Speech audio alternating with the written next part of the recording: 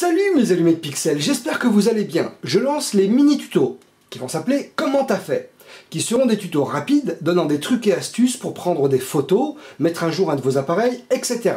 Pour ce premier épisode, nous allons voir que pour créer une image avec un fond, il ne faut pas forcément avoir un matériel de dingue. Un studio, un fond blanc, enfin tout un tas de matos.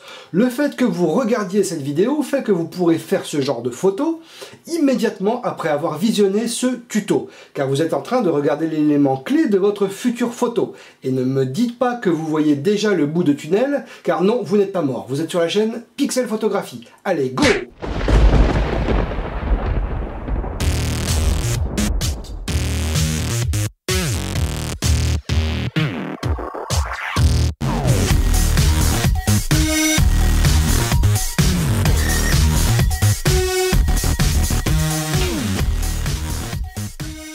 J'ai décidé de tourner ce tuto pour vous montrer que bien souvent, on pense que pour faire des photos sympas, marrantes, avec un fond qui sort de l'ordinaire, il faut du matériel.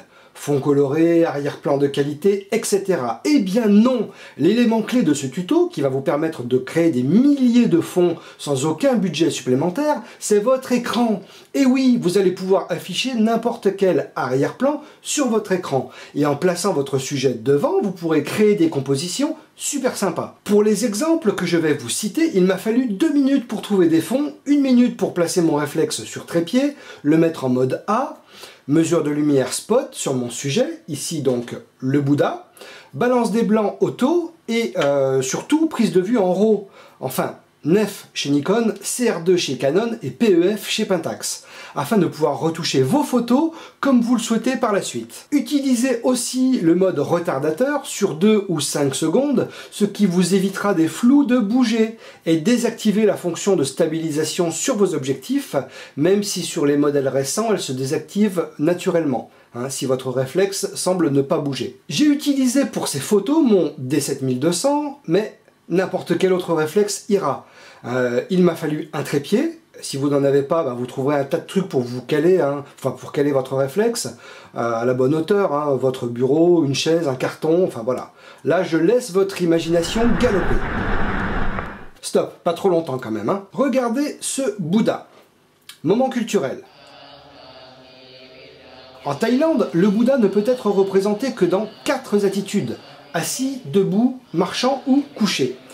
Ici, en fait, dans cette position qui s'appelle Dhyana Mudra, ou position de la méditation, le Bouddha est en position assise, Virasana, jambe droite sur la jambe gauche, hop, je me rapproche, les mains reposant l'une sur l'autre, paume tournée vers le ciel.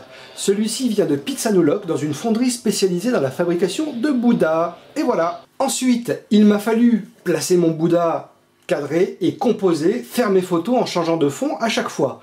Et pour des effets intéressants, vous pouvez aussi fermer votre diaphragme afin d'avoir une faible profondeur de champ et donner à votre fond une toute autre perspective. Ici, par exemple, je ferme à f13.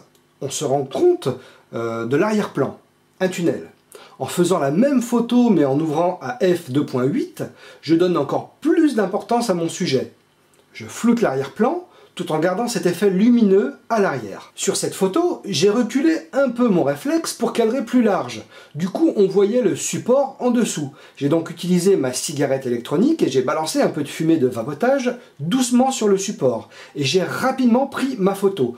On se retrouve donc avec une photo sympa, faite avec presque rien en 15 secondes. Sur celle-ci, j'ai utilisé ce fond. Et en fermant à f2.8, j'ai donc flouté l'ampoule, et sur cette dernière photo de bambou, en fermant également à f2.8, on devine les bambous en mettant en avant une fois de plus notre sujet, qui ici est le Bouddha. Vous vous rendez compte que vous pourrez intégrer à vos photos énormément d'arrière-plans différents. Bon, évidemment, n'imaginez pas placer un lama devant votre écran, il sera un peu trop gros quand même par rapport à votre écran.